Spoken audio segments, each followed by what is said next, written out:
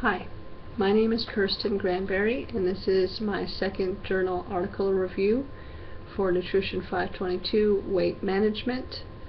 And the article I am reviewing is from the New England Journal of Medicine, and it was published by Tuomilato, Lindstrom, Erickson, and others, and is titled Prevention of Type 2 Diabetes Mellitus by Changes in Lifestyle Among Subjects with Impaired Glucose Tolerance. The introduction: Type 2 diabetes mellitus is becoming a significant public health issue across the globe. This chronic disease involves a genetic component that may not be altered. However, behavioral and environmental risk factors like obesity and physical inactivity can be modified for improved health.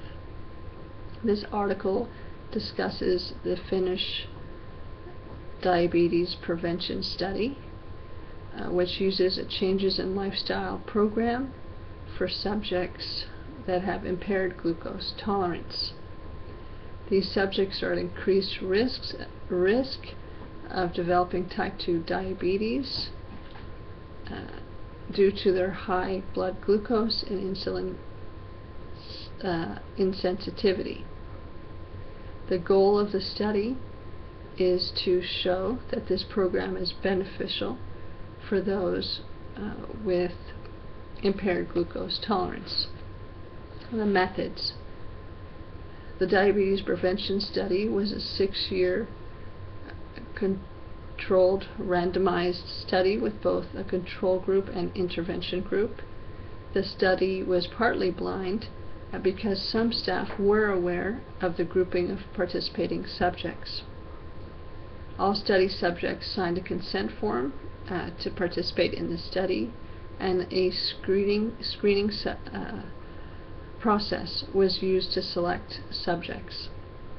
Persons who were overweight, the BMI greater than or equal to 25, who were 40 to 65 years of age, and who had an impaired glucose tolerance qualified for the study.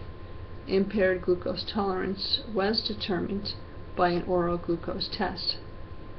Ineligibility for the study was determined by defined standards. The study physician randomly separated the subjects from 5 study centers into 2 groups, the control group and the intervention group. The randomization list divided the subjects by center, sex, and average result from the oral glucose test.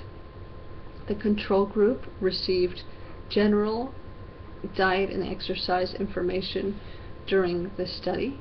The intervention group received individualized and specific advice and training in diet and exercise. This including meetings with a nutritionist, as well as optional personal exercise instruction. At each yearly visit, as at the start of the study, all subjects filled out a history and medical questionnaire and had a comprehensive physical exam.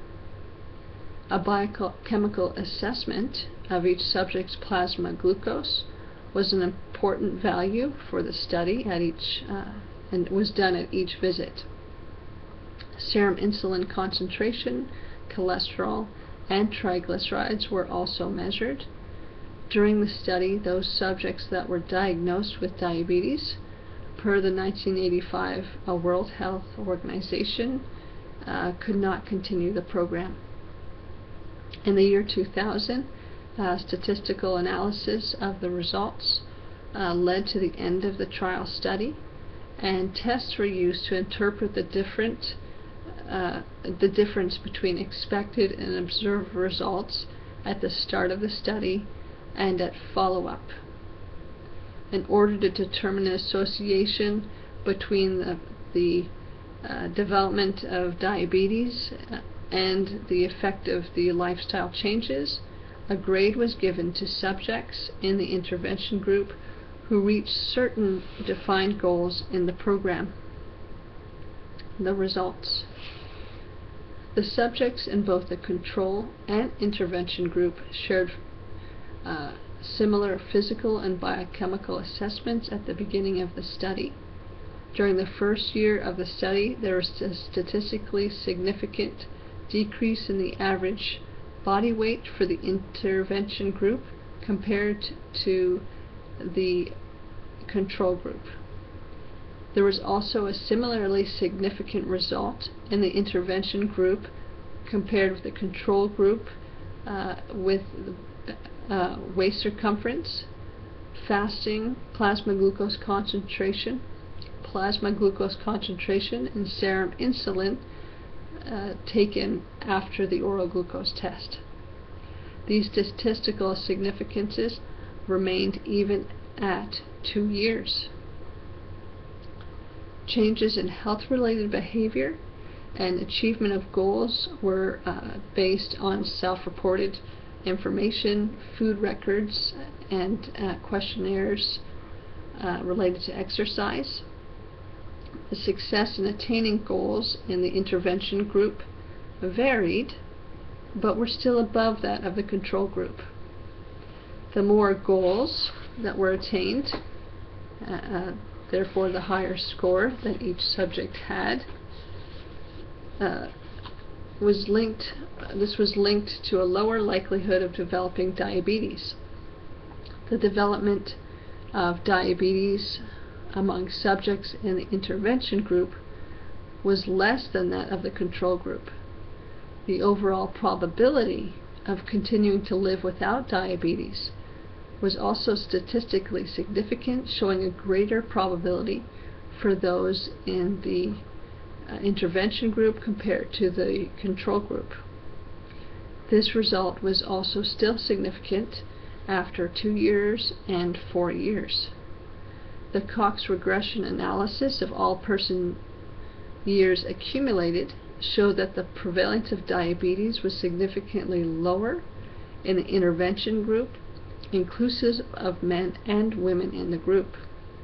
The results for weight loss and increased physical activity as independent factors were statistically significant in the intervention group. Discussion. This randomized control study demonstrates strong evidence that lifestyle changes can help prevent type 2 diabetes mellitus for both men and women at risk of developing the disease. These results were, at the time, also minimized by the fact that the control group was given diet and exercise information that may have improved their health status. Also, the data was analyzed altogether with both groups. Studies in Sweden and China reflected similar significant results with lifestyle change programs. However, these studies were not with randomized subjects, and these studies also looked at diet and exercise as separate factors for improving the health of those at risk of developing type 2 diabetes. The Finnish study used a randomized list with different categories in order to have a strong comparison of values between the groups. Also, the focus was to support as many lifestyle goals as possible for each subject involved in the study group. The benefit of the intervention was greatest in those participants that made the most changes in lifestyle.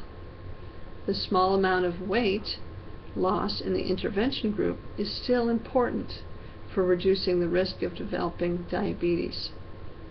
In light of this study, any amount of exercise is valuable in preventing diabetes. Even those who did not lose weight greatly benefited from the exercise during this study. The main focus and goal was to show that lifestyle interventions help to slow down the possibility of developing diabetes and suffering from its related health problems. This study decreased the severity of cardiovascular risk factors as well. The study likewise confirmed that people with impaired glucose tolerance are interested in a lifestyle change program when available to them. Therefore, individual lifestyle change, which includes diet and increased physical activity, is a promising treatment for subjects with impaired glucose tolerance,